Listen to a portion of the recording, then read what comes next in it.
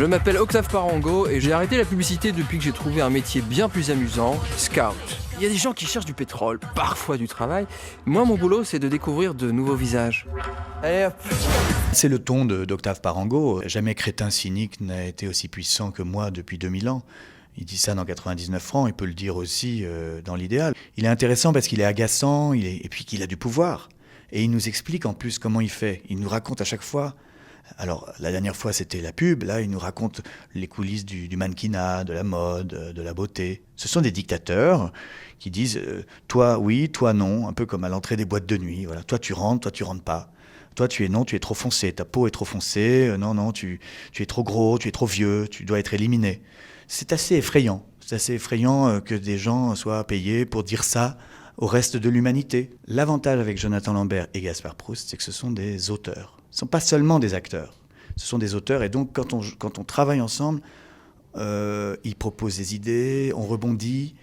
Et j'ai presque l'impression qu'on est tous les trois co-auteurs de chaque séquence. C'est vrai, quand il m'a proposé ce personnage, j'ai eu des doutes parce que je me suis dit, voilà, on m'a beaucoup vu dans des personnages comme ça, un petit peu haut en couleur, un peu burlesque, et j'avais peur de reproduire ça et ça aurait desservi le film, puisqu'il s'agit de s'inscrire dans une histoire qui dure 1h30, et si tout d'un coup on essaie de faire un sketch, on sort du film. Donc il a fallu trouver la bonne façon d'approcher ce personnage, même si le personnage effectivement est haut en couleur et à la limite même qu'il y a quelque chose d'un peu d'outrancier, mais en tous les cas on y croit. Donc le travail s'est fait là-dessus. Non, écoutez, pour moi ça a été un plaisir de découvrir ce qu'était le monde à 1m72, puisque je fais 1m67, donc voilà, c'est 5 cm qui m'ont permis d'avoir une autre approche du monde. La connasse qui crie du chinois dans son téléphone se nomme Valentine Winfeld. Son métier ? Visual coach de l'Ideal World. Non, faudrait qu'elle tombe.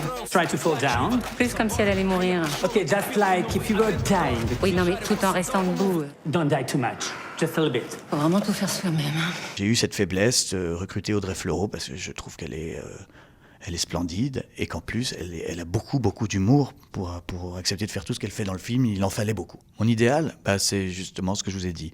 Être allongé dans un hamac avec des noix de cajou dans la main droite et mon petit bébé dans la main gauche. Mais j'interdis au bébé de manger les noix de cajou, hein. Attention. Hein.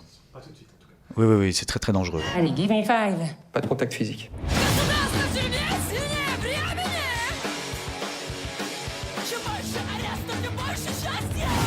Et souvenez-vous qu'on veut une fille tellement jeune que quand on lui parle de 39,45, elle pense taille de chaussures.